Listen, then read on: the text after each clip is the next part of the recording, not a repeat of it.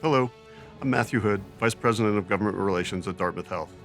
Government Relations is so pleased to roll out the 2022 We Care, We Vote initiative. We Care, We Vote is a nonpartisan voter education initiative designed to encourage participation in the 2022 midterms. We do this by providing information on registering to vote and voting in New Hampshire and Vermont. You can find these resources on the Dartmouth Health website under Health Policy. As a 501c3 organization, Dartmouth Health does not engage in election intervention activities, meaning we don't tell people whom to vote for, but we do invite all candidates for discussions so that we can learn where they stand on issues and have an opportunity to ask questions. I want to thank you for your engagement and remind you to vote on November 8th.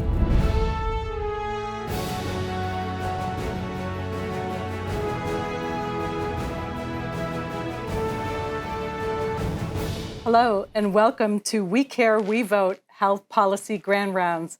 I'm Susan Reeves. I'm your Executive Vice President here at Dartmouth Hitchcock Medical Center, and I am really pleased today to welcome Congresswoman Annie McClain Kuster. Representative Kuster is the incumbent candidate for the U.S. House of Representatives representing New Hampshire's District 2 Congressional District. She has served in this seat since 2013. Representative Kuster serves on the House Energy and Commerce Committee, where she also serves on subcommittees, including the Health Subcommittee, and she serves on the House Agricultural Committee. Additionally, Representative Kuster is the founder and co-chair of the Bipartisan Addiction and Mental Health Task Force and founder and co-chair of the Bipartisan Task Force to End Sexual Violence. Welcome, Congresswoman Kuster. Great to be with you. Thank you so much for having me on Grand Rounds. Great. We're so pleased to have you here today. So I have a list of prepared questions Sure. for you. Yeah, great. And again, feel free to take these any way you wish. Sure. You have been representing New Hampshire in Congress now since 2013. And of course, some things have changed in the last decade and some are the same. Can you tell the audience a bit about your experience and why you are seeking re-election?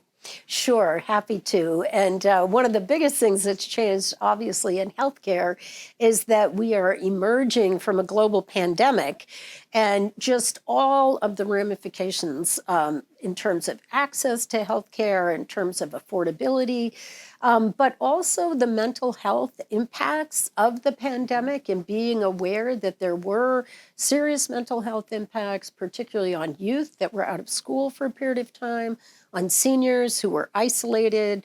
As you mentioned, I do a lot of work with victim survivors of domestic violence and sexual assault. And for many people that were isolated in quarantine with their predator, this was a horrific time for them. And so we've got a lot of work to do ahead of us to address the mental health and addiction issues. And to address just accessibility to healthcare generally. There are some silver linings that I'm excited about and working hard on. I am on the Health Subcommittee of the Energy and Commerce Committee. And in particular, telehealth was a very big breakthrough. And I'm working right now to make sure that we continue the reimbursement for telehealth. And in fact, specifically, audio-only telehealth in the addiction space is really important for people who may not have access to computer or may not have broadband. I'm also separately working on access to broadband across my rural district and across America. So those are a few of the issues that we have left to tackle. Great. So many things have changed in 10 Yes. years, haven't they? So you've taken us right to COVID and the impact of the pandemic. And as you know, Dartmouth Hitchcock, Dartmouth Health, all of our organizations have been right on the front lines of the response. And it's greatly impacted us, our finances, the way we deliver care, and the communities we serve. We very much appreciate all of the support that you've given us for many of the initiatives that you're talking about. And we're hearing a little bit about the fact that the state of emergency may be lifted sometime in the new year. And just you're thinking about what that may mean for us, what we may need to be getting activist a little bit about now from the healthcare sector to keep some of these good changes that you've been talking about? Well, that's just it, to assess what were the opportunities and the positive impacts from the state of emergency.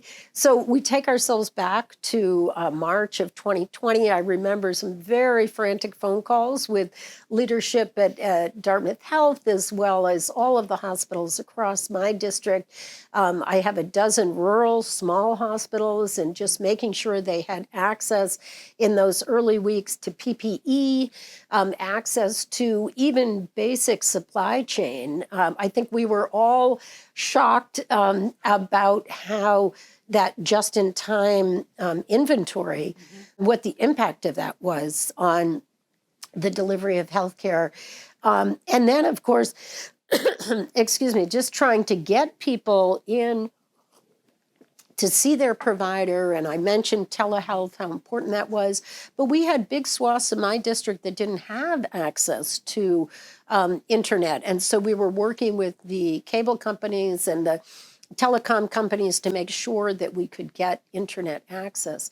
I think what we want to do now is look at what issues in terms of reimbursement of the hospital, in terms of payment, in terms of access, that we can keep, and if we get to the point where we move beyond the emergency. You know, I'm of two minds. I know that there are new variants coming, and we need to be prepared, and we need to educate people about vaccines. That was something that we worked very hard on our committee. I think we met with Dr. Fauci by Zoom every 2 weeks for at least a year and a half, and just following the science, following the research, getting to the place where we had those extraordinary vaccines. Kudos to medical research, but also to the federal funding that we put into that. And then, of course, the challenges we had on the distribution of the vaccine and the uptake of the vaccine. I'd like to get beyond the politicization of vaccines and get back to the place where people know this is a way to keep themselves and their families healthy. And one thing that I'm very proud of, the work we did in the bill that passed in August on, first of all, for Medicare being able to negotiate volume discounts to keep the price of medication lower, particularly for seniors, but it'll impact everyone. But also a bill that I had introduced to have free vaccines for seniors. So no copay, whether it's COVID or flu or even the shingles vaccine that can cost hundreds of dollars. So we need to learn from our experience from COVID and carry the positives forward, and then get past the public health emergency. You and I were in a forum last week, and one of our speakers actually made the following observation. We're transitioning from an urgent emergency to an enduring type of emergency, and really how we need to continue to be thinking about what were these very important lessons of the pandemic in that urgent phase, and really how do we continue to apply what we learned in a good way to this enduring part that we'll continue to experience. And part of that is public health. Part of that is our own personal decision-making about, we look back on what we've learned of keeping our distance in a crowd, or wearing masks, obviously in healthcare organizations, but even, weddings or events where you're in a crowd.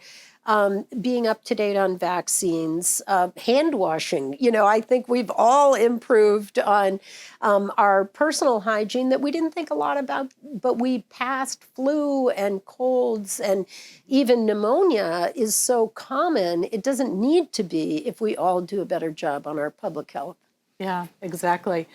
I was with my colleagues, leaders of healthcare organizations in New Hampshire at the New Hampshire Hospital Association meeting over the last week. And we were talking about the fact that there's a little bit of a messaging challenge again, because we're hearing the pandemic has ended, and yet we know we still have patients in our hospitals. Yeah. We have 5 or 6 patients in our ICU today here at Dartmouth Hitchcock. Yeah.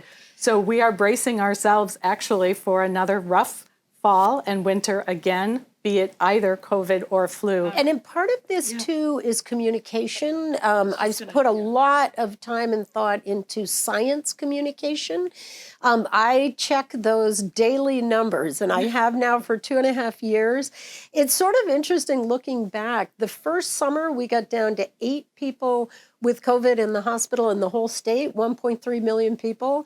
The second summer, we were down to 13 people. I don't think we knew how good we had it at that moment. You know, we were still being very careful, and we were early on. I think we had, you know, science can be tricky. We don't catch on to everything right away. We were worried about a run on the masks, so we were told to hold off. And meanwhile, we're washing the mail and the fruit and, you know, the countertops relentlessly. Now we know that really wearing a mask can be very, very helpful. And just even learning how to have better etiquette around people in terms of handshaking and some of the habits that we have. I do a lot of fist bumping or elbows, or but we can do better, and we can certainly communicate better about where we are. Yes, COVID is still with us, and it's something we're going to need to learn to live with. Particularly, I think it's very difficult for families with people with immune issues. You know, we've dealt with that on our staff. And my heart really goes out to people who still have a great deal of anxiety around COVID. It can be very challenging. I think the other thing we've talked about at the Hospital Association is that we are now an industry having our own emergency, and that is the financial emergency of having lived through the past couple of years and really trying to get ourselves back onto a solid financial footing, while at the same time the demand for services is more robust than ever. Very high. Thoughts about potential assistance for hospitals and health organizations? Yeah, and I think start with number one, which is try to minimize the uninsured population. Try to have as many people walk through your door that have a means to pay for your services.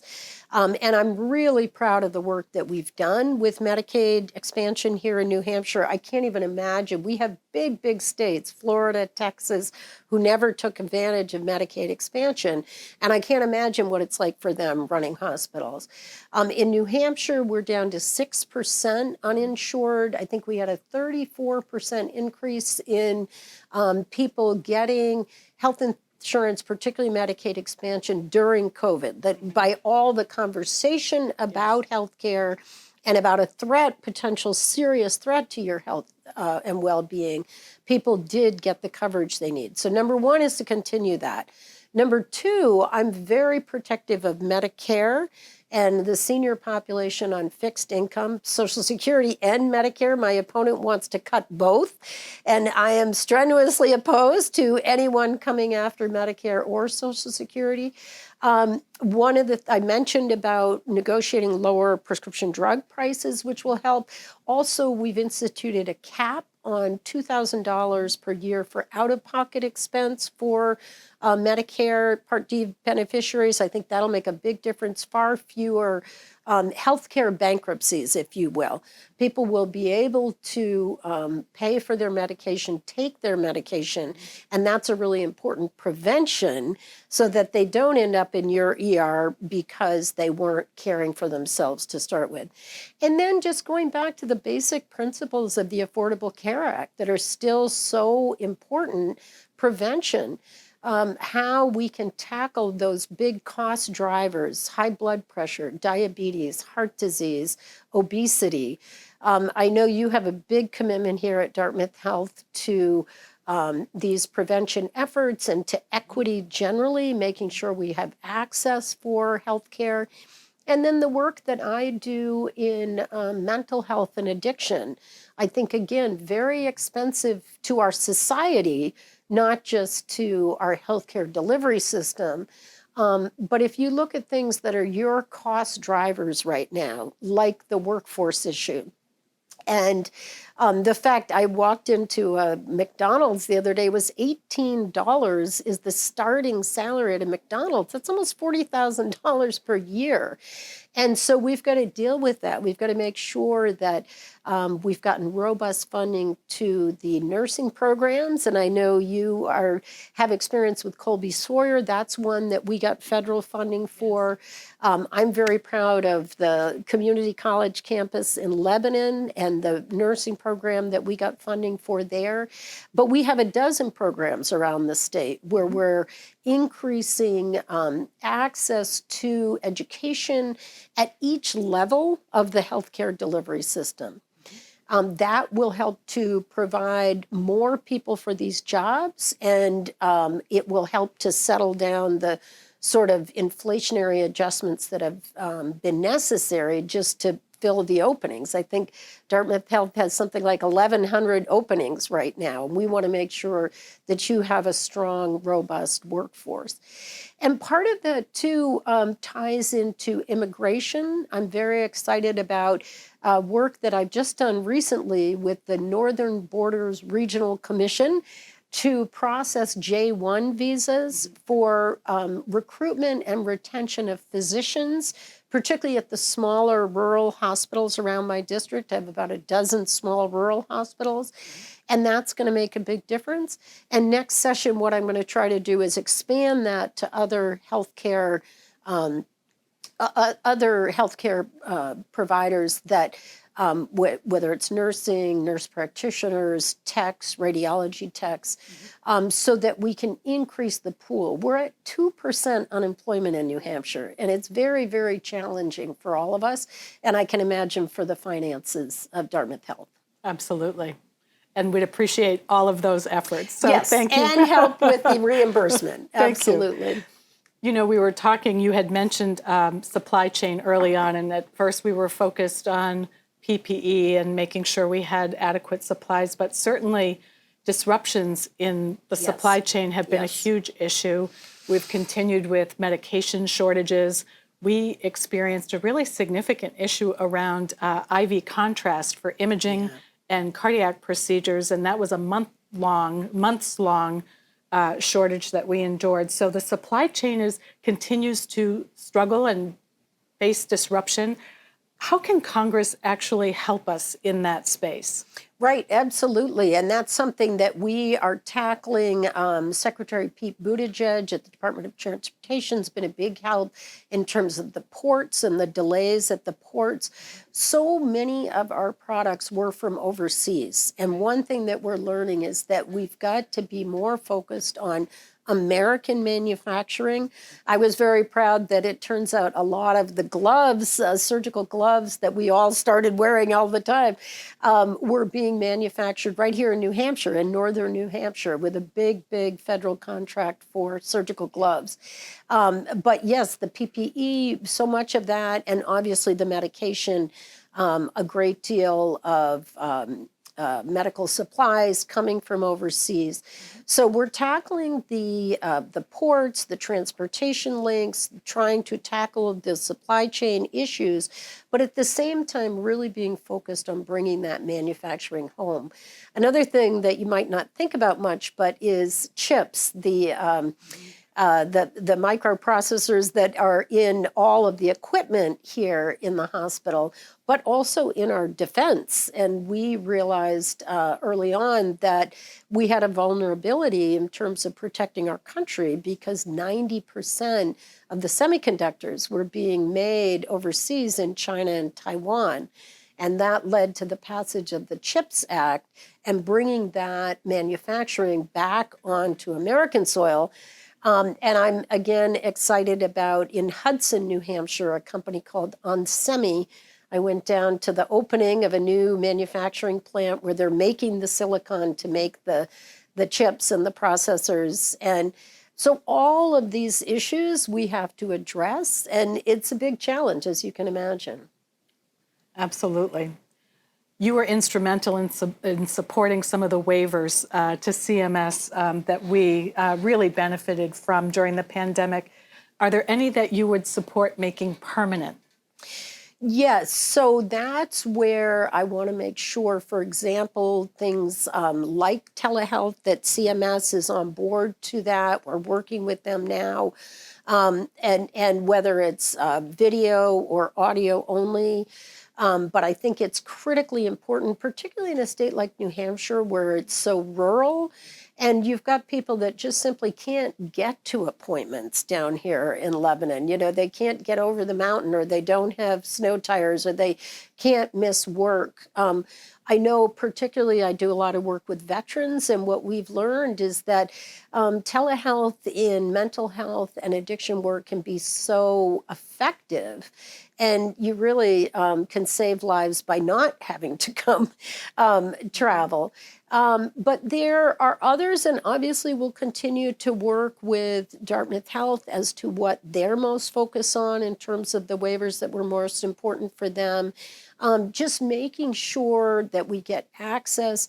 You know this, but Dartmouth is unique in terms of a rural tertiary healthcare facility. And I talk about it all the time in our committee, and very proud to represent both Dartmouth College, Dartmouth Medical School, and of course, Dartmouth Health. And what I talk about with my colleagues is how rural health is so important all across this country, and to make sure that you get the reimbursement rates that are necessary to provide access in rural communities.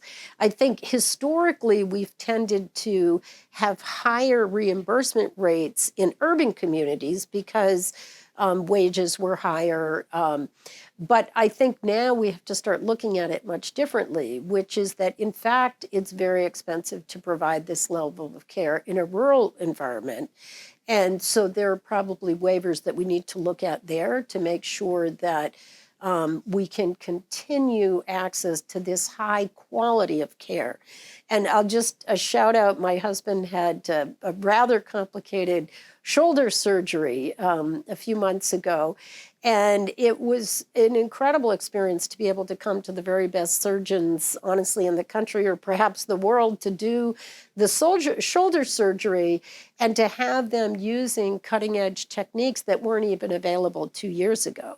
And he's doing great, and it's going to make a big difference in his life and clearly in mine.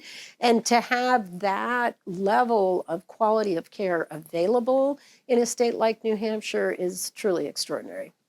One of the unique parts of Dartmouth Health, as you know, is the fact that we are a research facility Yes. as well. And we're really proud to be the recipients of so many federally sponsored research programs here. The National Institute of Health supports us, the National Cancer Institute, et cetera. What are your thoughts about ensuring that there continues to be robust federal funding for medical research? As you pointed out, it's a real coup to have something, a resource like this in a rural area. Absolutely. Your thoughts? And, again, I'm always so proud, and Dr. Fauci and all of those conversations we had around medical research during COVID it was to be able to talk about Dartmouth and the role that Dartmouth Health plays in the medical research field. And we've had so many wonderful, wonderful research projects here, everything from, a lot to do with mental health and addiction. I first got into that field representing Dr. Alan Green and Dartmouth Medical School and the Department of Psychiatry down at New Hampshire Hospital when my legal career, before I ever went to Congress. But I learned so much about co-occurring illness and carried that work into my work in Congress. But so many fields, cancer, obviously, historically, I think we're probably 50 years celebrating cancer research here at Dartmouth and the breakthroughs.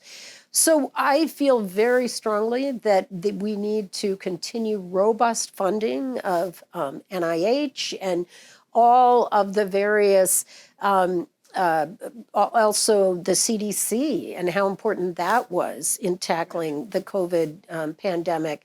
And that recognizing that you have to invest for America to continue as the world's leader in healthcare breakthroughs, in treatments, in technology, in medication.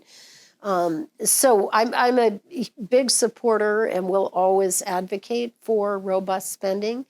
and always advocate. I'm always proud when our office can weigh in and provide letters of support for projects here at Dartmouth. And thank you for that opportunity. Well, I'm very proud. Well, we really appreciate that support as well.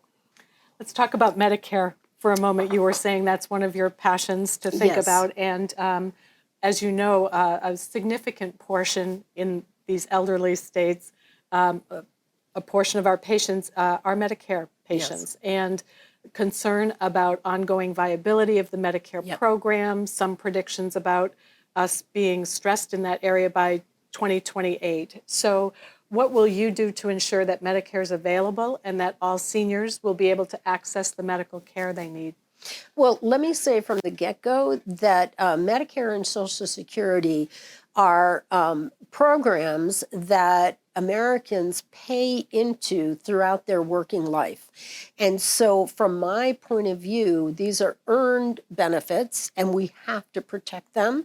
And to be honest, it is one of the stark contrasts with my opponent and with Republicans generally, who have now made it top of their list. They've announced their agenda for Congress starting in January, and high on that list is cutting both Social Security and Medicare benefits. And frankly, it's ill-advised, not just because it's not the compassionate thing to do, but because economically, it's going to cost our society much more in the long term. And just going back to preventative health and how important for the Medicare population it is to have home care visits and stay on top of high blood pressure or diabetes or these chronic conditions that end up having much, much more expensive outcomes. So to lose a limb to diabetes means this person is then going to not have the mobility to be able to care for themselves and will need care, if not from a family member, then care that the taxpayers will pay for many years to come.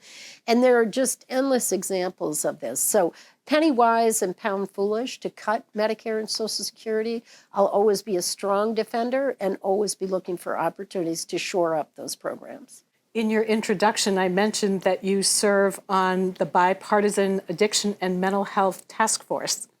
And as you know, the opioid use disorder and substance use disorder issue in New Hampshire is quite profound. Yeah. You're thinking about new directions for that work and really tackling this very challenging problem. Yeah, and I will say, just to be very honest, COVID has been very difficult for us. So I started this bipartisan task force. We're now up to 140 members of Congress, Republicans and Democrats working together.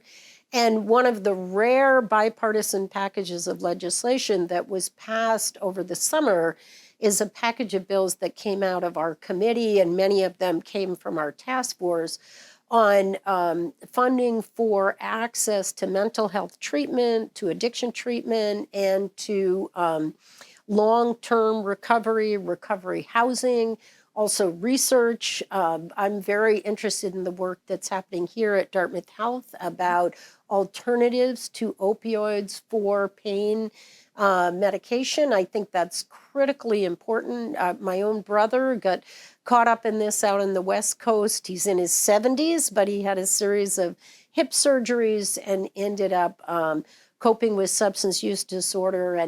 And COVID was very difficult. He was in recovery. He was doing a great job with his own treatment. And then he had a major setback during COVID. And coping with that, dealing with that, trying to help him get access to medically assisted treatment.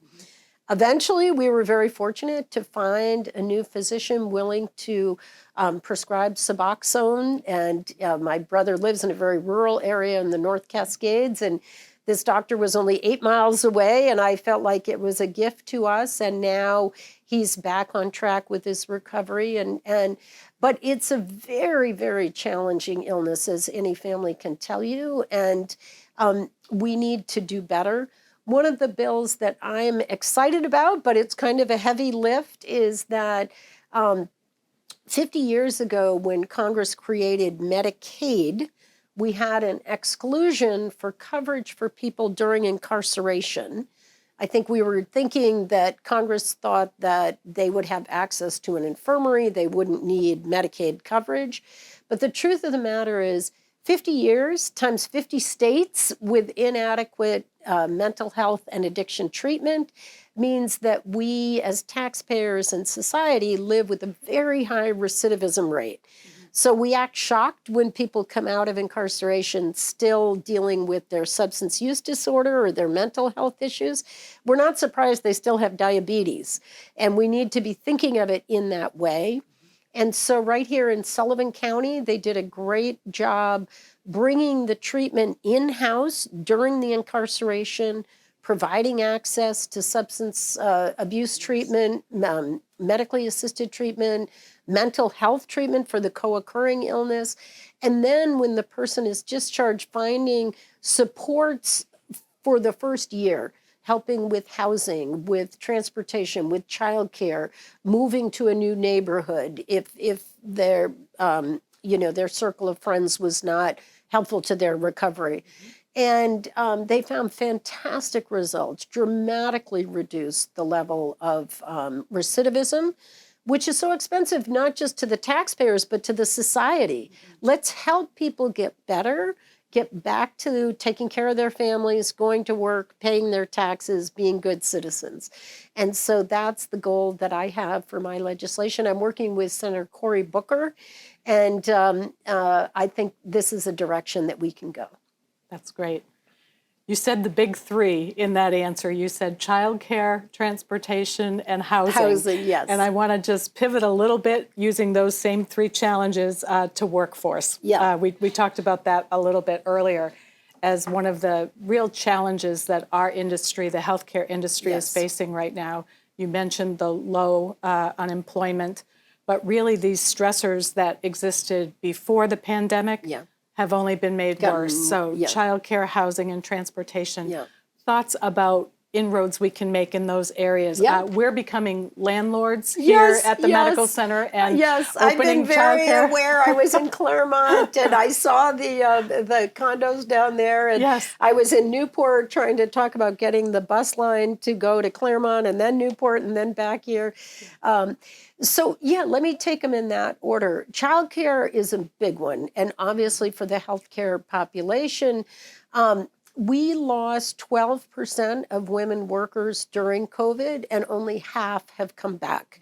And a big part of this is that we lost the capacity in childcare. It wasn't sufficient to begin with, but many childcares closed. So I'm very excited. I was just over in West Plymouth, New Hampshire, in a brand new opening of a facility.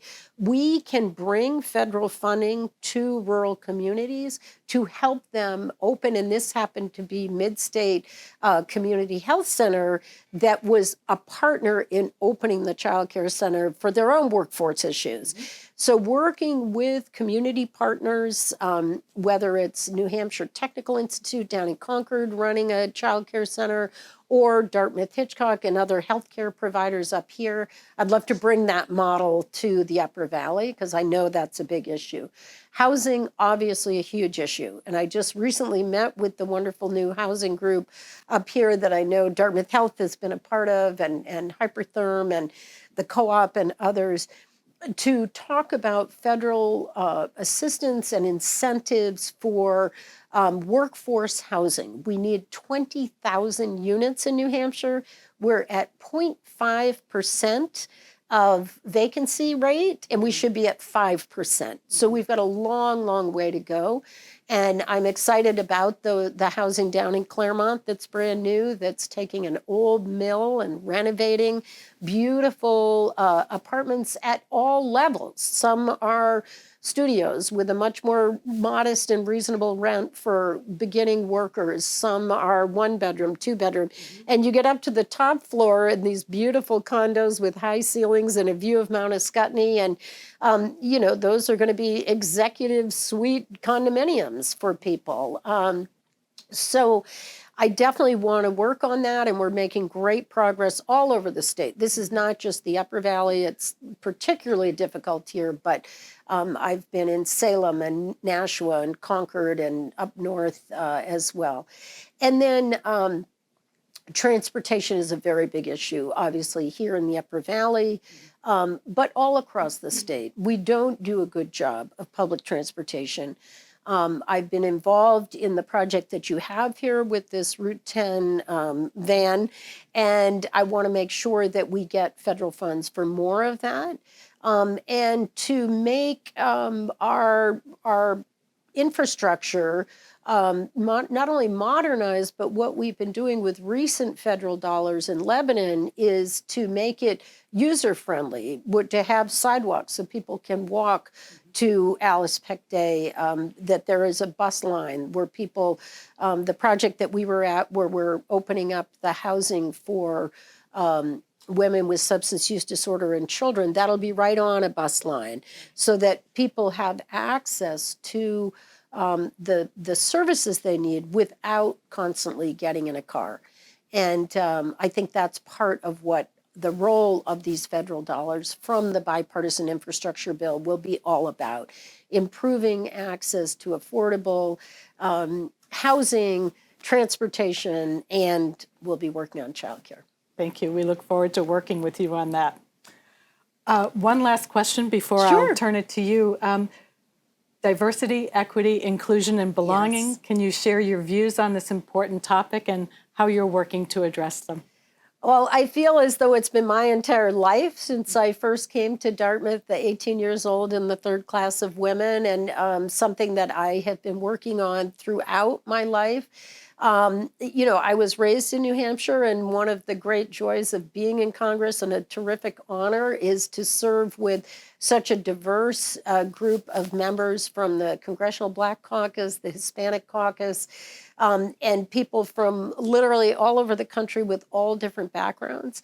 And what you can gain by having a workforce that is so much more diverse.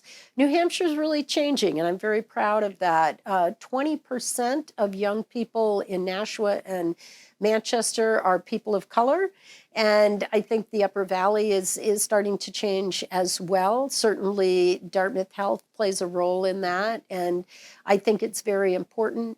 And look, this is something that my opponent is not focused on. I mean, to the contrary, we haven't talked about this issue yet, but it looms large in the campaign. Access to reproductive health and access to abortion, that is an issue of autonomy for women, for families, for people to be able to finish their education, get established in their career, and then have a family when they can afford it. This is an issue that's at the core of diversity, particularly gender diversity. And my opponent wants a nationwide ban, no exceptions, and really going to set women back, I think, a generation in terms of unplanned pregnancies. I'm having to explain to my young staff shotgun weddings and what the concept was of having a child that you didn't plan, that was unexpected, unanticipated. And people keep going back to inflation or abortion. It's both. This election is about both. If you're worried about the price of gas, trust me, you will be worried about an unplanned, unexpected pregnancy. And I want people to have control over their own lives. And a big issue for Dartmouth Health and for all healthcare providers is the intrusion of the government in that very precious, very private physician-patient relationship.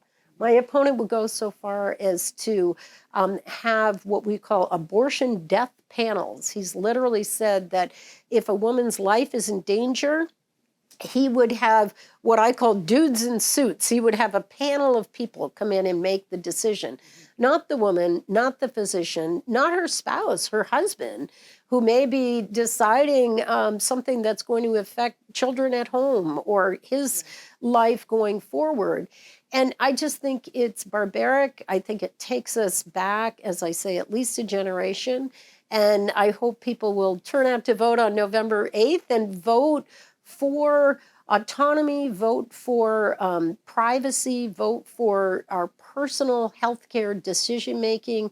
This is not for the government to decide. It's not for politicians. It's for women and their families to make these personal, private decisions. Thank you. What have I not asked you that you had hoped I Well, would? no. I'm glad we got to that. No, I think we covered a lot. Listen, Social Security, Medicare are on the ballot. A woman's health care decisions are on the ballot. That physician-patient relationship that's so critical to all of your healthcare providers is on the ballot. And the future of our planet and the future of our democracy. So there's a lot at stake on November 8th. And I really appreciate this program, We Care, We Vote, and I really appreciate your time today. It's been a pleasure. Thank you. It's been our pleasure to host you today. And thank you for joining. And do remember to vote on November 8th. Thank you.